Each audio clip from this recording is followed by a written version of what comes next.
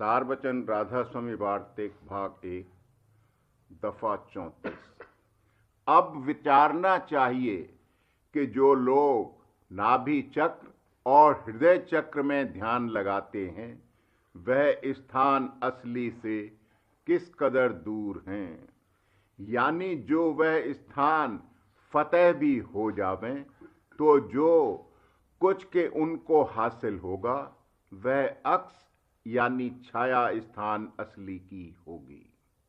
सो फतेह होना उन स्थानों का यानी हृदय कमल और नाभि कमल का भी इस वक्त में बहुत मुश्किल हो गया है, क्योंकि प्राणायाम या मुद्रा का अभ्यास किसी से बन नहीं पड़ता है, और जबकि इनको भेद स्थान उल्वी का बिल्कुल मालूम नहीं हुआ और दर्जात सिफली को ही उन्होंने दर्जात उल्वी और सिद्धांत समझा, फिर वह किस तरह धुर स्थान पर पहुंच सकते हैं और कुल मालिक का पद उनको कब हासिल हो सकता है।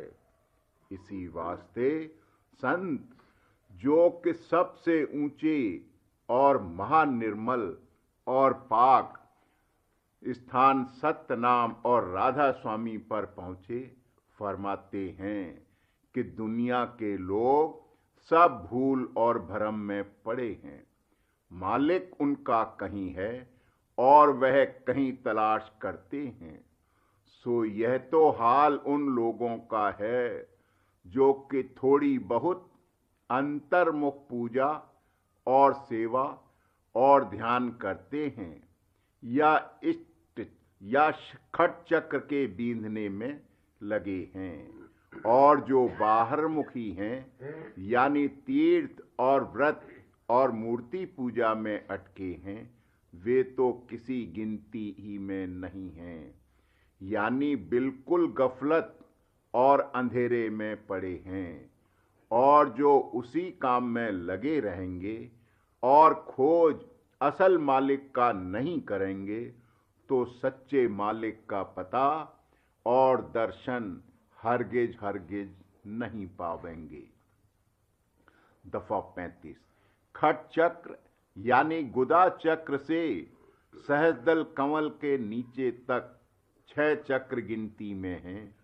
बड़े अफसोस की बात है कि जो मालिक और कर्ता ऐसा बड़ा और मेहरबान और दयाल है कि जिसने सब रचना पैदा की और मनुष्य को उत्तम देही दी और तरह तरह और किस्म किस्म की चीजें और सूरतें पैदा की, उसको लोग पत्थर या धात की मूरत में या पानी जैसे गंगा जमुना नर्मदा में या दरख्त जैसे तुलसी या पीपल में या जानवरों में जैसे गाय और हनुमान और नाग में थाप कर पूजते और ढूंढते हैं।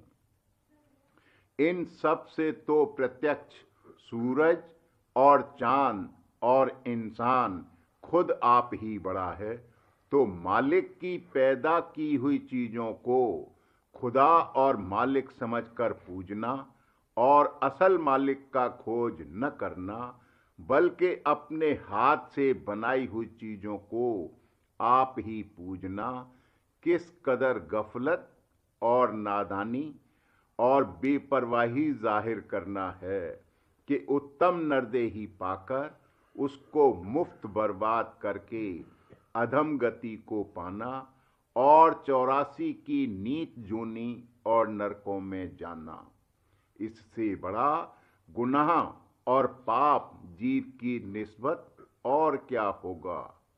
अगर सच्चे मालिक की खबर होती तो उसका कुछ खौफ और इश्क दिल में पैदा होता और उन चीजों में जो कि बनाई हुई आदमी के हाथ की हैं कैसे डर या प्रीत पैदा हो सकती है। दफा 36। जो सद्गुरु पूरे हैं यानी सच्चे मालिक से मिले हुए हैं या सच्चे साध और फकीर हैं, जो वे मिल जावें और उनकी दया हो जावे, यानी उनकी दृष्टि मेहर की इस जीव पर पड़े तो इस जीव का काम सहज में बनना शुरू हो जावे। मगर एक दिक्कत इसमें भी है कि यह जीव उनको मिस्ल और खुद मतलबियों के ठग और लोभी और दगाबाज समझता है और इस सबब से उनकी शरण कबूल नहीं करता है। और जो शख्स के हकीकत में भोगी और रागी हैं और दुनिया की गुलामी कर रहे हैं, वे ऐसा मौका देखकर यानी जीवों को मूर्ख और भूले हुए जानकर आप गुरु बन बैठे हैं और रोजगार अपना खूब जारी किया है और जिस कदर उनसे हो सका इन गरीब और भूले हुए जीवों को लालच हासिल कराने धन और स्त्री और पुत्र और तंदुरुस्ती और नामवरी का देके कि जिसकी चाह असली इनके मन में भी लगी हुई थी, धोखे और भरम में डाला, यानी पत्थर और पानी और दरख्त और जानवर पुजवा कर अपना मतलब किया और तीर्थों और व्रतों और होम और यज्ञ में फरमाया और पुकार कर सुनाया कि एक व्रत और एक तीर्थ ही करने में मोक्ष मिलेगी। यह ख्याल न किया कि जो अपना रोजगार चलाया था तो कुछ मुजायका नहीं, पर इन बेचारे गाफिलों को सीधा रास्ता तो बतलाते कि जिसमें इनका भी कुछ काम बनता। सो इस रास्ते और जुगत की उनको आप ही खबर नहीं। पढ़ने पढ़ाने और सुनाने में सब उस्ताद और होशियार हैं। श्री कृष्ण महाराज ने जो ऊधो जी को उपदेश किया, उससे साफ जाहिर है कि हरचंद वह महाराज के संग और सेवा में बरसों रहा, पर यह न हो सका कि उसको परम पद में अपने साथ ले जाते। सो यही फरमाया कि पहले योग अभ्यास करो, तब अधिकारी परम पद के होगे। ख्याल करना चाहिए कि जिस वक्त सच्चे कृष्ण महाराज की सेवा और टहल और संग में ऊधो जी से प्रेमी काबिल पहुंचने परम पद के बिना अभ्यास नहीं हुए, तो जो लोग कि कृष्ण महाराज के स्वरूप की नकल पत्थर या धात की बनाकर उसकी सेवा और टहल में अपना वक्त खर्च कर रहे हैं और सहज योग के अभ्यास और सद्गुरु भक्ति से बिल्कुल गाफिल हैं, वह कैसे परम पद को पहुंचेंगे।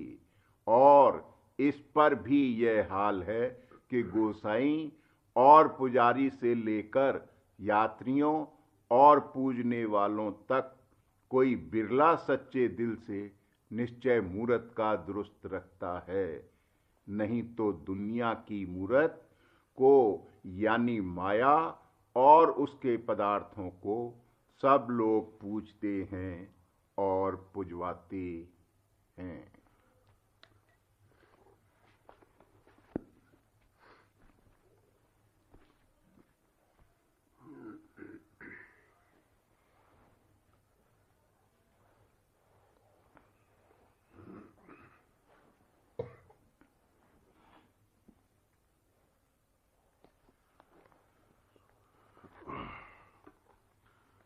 बचन बाबूजी महाराज, तीसरा भाग, सिलसिला वचन नंबर 40। सूरत क्या है, इसको अच्छी तरह समझ लेना चाहिए, क्योंकि संतमत की कार्रवाई सूरत पर निर्भर है, या यूं कहो कि संतमत सूरत और शब्द है। अगर यही नहीं समझ में आया कि सूरत क्या है, तो सूरत शब्द मार्ग की कमाई कदापि नहीं हो सकती, और समझने से मतलब उनका लखाव होने से है। अंतर में भासना चाहिए, अनुभव होना चाहिए कि सूरत क्या है। पूरा अनुभव तो शून्य में जाकर होगा, जहां सूरत तन और मन से न्यारी होगी। मगर कार्रवाई शुरू करने के लिए उसका जरा जरा लखाव होने लगना चाहिए। महज इल्मी तौर पर परिभाषा यानी डेफिनेशन याद कर लेना या रट लेना और समझ लेना कि सूरत इसको कहते हैं, इससे मतलब नहीं है। सारी बानी सूरत और शब्द ही के भेद से तो भरी है, मगर उसको पढ़ने मात्र से सूरत का लखाव नहीं हो सकता। ये अंतर की बात है, विद्या बुद्धि का मामला नहीं है। संत मत का दारोमदार सूरत के लखाव पर है। भाग से अगर संत सदगुरु विराजमान हो तो उनके मुख से चर्चा सुनने से रफ्ता रफ्ता अंतर में सूरत का लखाव होगा। संत सदगुरु अक्सर सूरत के भेद और पते की चर्चा किया ही करते हैं, और जब फरमाते हैं तो जुदा जुदा ढंग से और मुख्तलिफ पहलू और रूप में कहते हैं, ताकि सूरत क्या है ये अच्छी तरह से समझ में आ जावे। जो प्रकाशक गुरु हैं वो जब सूरत के भेद का वर्णन करते हैं तो चूंकि वो खुद जानते हैं और उनको अनुभव है कि सूरत क्या है, इसलिए उनके मुख से जो सुनेगा तो सुनने वाले की सूरत किंचित न्यारी होकर उनमें लगेगी और जुड़ेगी। एक मानी में सुनने वाला सूरत शब्द अभ्यास कर रहा है और इसका उसको फल मिलेगा। अंतर में सूरत का लखाव होने लगेगा और वो बरामद होने लगेगी। अगर किंचित सूरत भी न्यारी होकर निकली तो अंतर का सूरत शब्द अभ्यास कर सकेगा और वो बनेगा। इसलिए संत सद्गुरु या साधगुरु या महात्मा से जब जब मौका मिले वचन व चर्चा हित और चित्त से सुननी चाहिए। प्रेमी भक्तजन और अभ्यासी जिसने अभ्यास करके सूरत का लखाव किया है, उसके मुंह से भी सूरत की चर्चा सुनने से ये फायदा होगा। सूरत चित्त और तवज्जह रूप है। अपने चित्त और तवज्जह को सब में से हटाकर और अलग करके अंतर में संतों के बताए हुए नाम और शब्द में लगाना और जोड़ना या विधि पूर्वक उनके नाम का उच्चारण करना, ये सब सूरत शब्द योग है। ये तभी हो सकता है जब काल और माया यानी मन और तन के बंधन किसी कदर कम और ढीले हुए होंगे और कटे होंगे। अगर तन और मन के बंधन कड़े मौजूद रहेंगे तो सूरत को न्यारी करके शब्द में नहीं लग सकता। बंधनों का कटना बड़ा मुश्किल है। सिर्फ एक उपाय है और वो गुरु की प्रीत है। गुरु प्रीत से रफ्ता रफ्ता सब बंधन कट जावेंगे। दुनिया का कोई बंधन और कोई प्रीत ऐसी नहीं है जो गुरु प्रीत में तहलील न हो सके। गुरु की प्रीत मोहल्ले कुल है, सब को घोल देगी। फरमाया है कि प्रीत उसी की सच्ची है और उसी का एतबार है जिसको शब्द बताया जावे और उसमें उसकी सूरत लग जावे। ये पहचान है। सेवा कोई पहचान नहीं है। तन मन की सेवा से धीरे धीरे सूरत निकलेगी। इसलिए सेवा करना मुफीद है और प्रेम से करना चाहिए, उसका फल मिलेगा। मगर निज सेवा अंतर में सूरत को शब्द में लगाना है। प्रेम से सेवा करने की ये बात है कि जिसकी सेवा की जाती है उसकी प्रसन्नता और रजामंदी हासिल करने के लिए सेवा होनी चाहिए। सेवा में कोई गरज और मतलब नहीं होना चाहिए। अगर कोई आशा लेकर सेवा की जाएगी तो वो मंजूर नहीं होगी, उसका कर्म फल मिलेगा। सेवा करने वाले और जिसकी सेवा की जाती है, दोनों में प्रीत का ताल्लुक होता है। बिना प्रीत के सेवा नहीं हो सकती।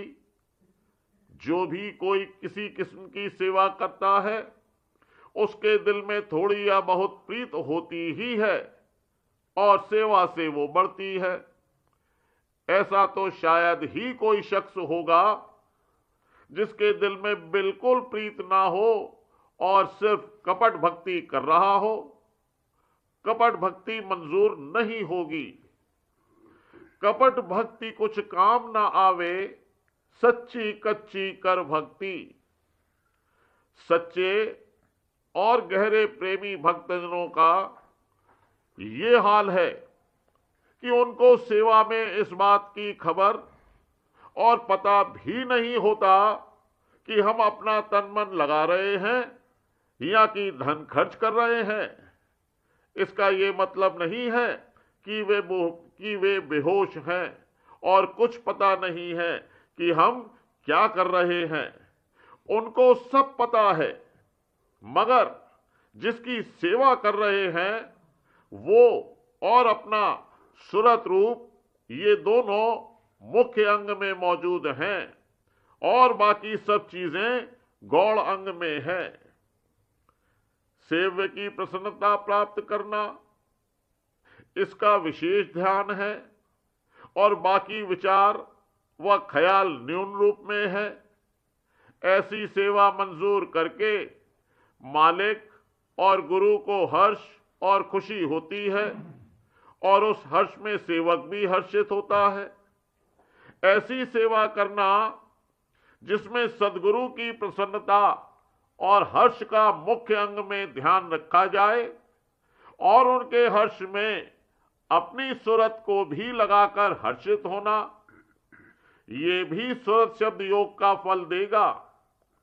यानी ऐसी सेवा से सूरत किंचित किंचित न्यारी होगी।